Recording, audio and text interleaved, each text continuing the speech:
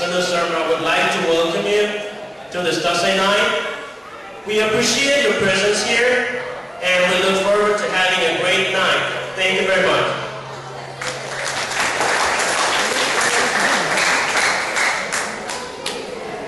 यो कार्यक्रमको सुरुवात हामी हाम्रो राष्ट्रिय गानबाट गर्न जाँदैछौँ।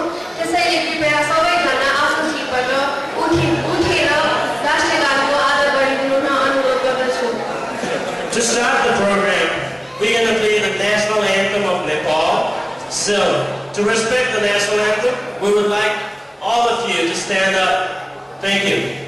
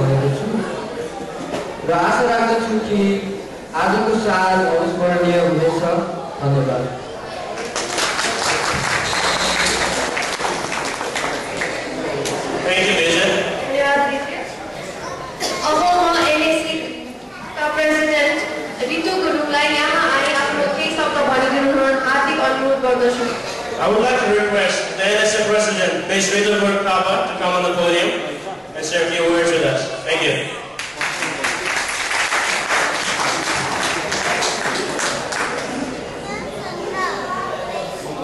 उपस्थित सबै नेपाली दाजुभाइ दिदीबहिनीहरू अनि हाम्रो निमन्त्रणा स्वीकार गरेर आउनुभएका ओक्लाहोमा स्टेट युनिभर्सिटीका साथीहरू साथै इन्टरनेसनल स्टुडेन्ट युनियन बनाउनुभएका सदस्यहरू र मेरा प्यारा साथीहरू अनि भाइ बहिनीहरूमा बडा दशैं 2065 सालको शुभकामना एनएसए प्रेसिडेन्ट ऋतु गुरुङ व्यक्त गर्दछु। हाम्रो यो कार्यक्रमलाई अगाडि बढाउन अथवा यो कार्यक्रम हुनुको लागि हामीलाई धेरै व्यक्तिहरूले सहयोग गर्नुभएको छ। सहयोग त गर्नुभएको छ तर त्यो सहयोग हामी बिर्सन सक्दैनौँ जसले हामीलाई फाइनेन्सियल सपोर्ट गरेको छ। हामीलाई डोनेसन दिनुभएको हाम्रो साथीको हामी नाम छुटाउन सक्दैनौँ। उहाँको नाम हो प्रबोध भुसाल जो अहिले मोन्टानामा कार्यरत हुनुहुन्छ जसले हामीलाई एज अ डोनेसन $100 दिनुभएको थियो। अर्को व्यक्ति हुनुहुन्छ सञ्जीव भण्डारीज्यू, उहाँले हामीलाई $44 दिनुभएको थियो। त्यस्तै अरू डोनेसन दिनेहरूमा भट्टराई र दीपक भण्डारी हुनुहुन्छ। उहाँहरूलाई म एनएसए प्रेसिडेन्ट एनएसएको तर्फबाट धन्यवाद दिन चाहन्छु। साथै यो कार्यक्रम हुनुका लागि हामीलाई अरू पनि फाइनेन्सियल सपोर्टहरू भएको थियो, त्यसको म हजुरहरूलाई जानकारी दिन चाहन्छु। हाम्रो यहाँ के सिस्टम छ भने प्रत्येक नयाँ विद्यार्थीलाई एयरपोर्ट पिकअप गर्नुको लागि इन्टरनेसनल अफिसले हामीलाई इमेल पठाउने गर्छ र प्रत्येक व्यक्तिको प्रत्येक स्टुडेन्ट आउनेको पिकअपलाई इन्टरनेसनल अफिसले $20 दिने गर्दछ र हामी जसले एयरपोर्ट पिकअप गरेर नयाँ विद्यार्थी साथीहरूलाई ल्याइदिनु भयो उहाँहरूप्रति हामी अति नै सबैभन्दा कृतज्ञ छौँ, किनभने उहाँ कुनै स्टुडेन्ट हो र पनि उहाँहरूले आफ्नो ग्यास खर्च गरेर टाइम निकालेर नयाँ विद्यार्थी साथीहरूलाई ल्याइदिनु भयो र साथै त्यो प्रत्येक स्टुडेन्टबाट आउने $20 एनएसएलाई दिनुभयो र एयरपोर्ट पिकअप गर्ने साथीहरूलाई धन्यवाद दिन्छु। साथै उहाँहरूको नाम पनि भन्न चाहन्छु म। उहाँहरूको नाम छ अरुण जोशी, विजित अधिकारी, काशी शेर्पा, विनोद थापा, चण्डिका र आनन्द श्रेष्ठ। र अर्को चाहिँ हामीले प्रोग्राम कसरी गर्यौँ र हामीले यो यहाँनिर जहिले पनि प्रश्न आउने गर्दछ, जहिले पनि एनएसएले प्रोग्राम गर्दछ तर पैसा किन लिन्छ? म यहाँहरूलाई हामी पैसा किन लिन्छौँ भन्ने कुरामा सानो जानकारी दिन चाहन्छु। यो पैसा भनेको हामीले प्रोग्रामको लागि लिएका होइनौँ, पैसा भनेको यो हामीले खानाको लागि लिएको हो र खाना पनि हामीले बाहिरबाट ल्याउन पाउँदैनौँ। त्यही भएर एनएसएको WSUको क्याटरिङ सर्भिसलाई हामीले रिक्वेस्ट गर्नुपर्ने हुन्छ र उनीहरूले यसपालिको खानालाई प्रत्येकजनालाई $12 विदाउट ट्याक्स चार्ज गरेको थियो। जम्मा हामीले 120 जनाको खाना अर्डर गरेको थियौँ भने जम्मा टोटल पैसा हामीलाई $1524.34 भएको थियो भने हामीले 120 जनाको टिकट उठाएर $1434 भएको थियो र ट्याक्स चाहिँ हामीले आफै तिरेका छौँ।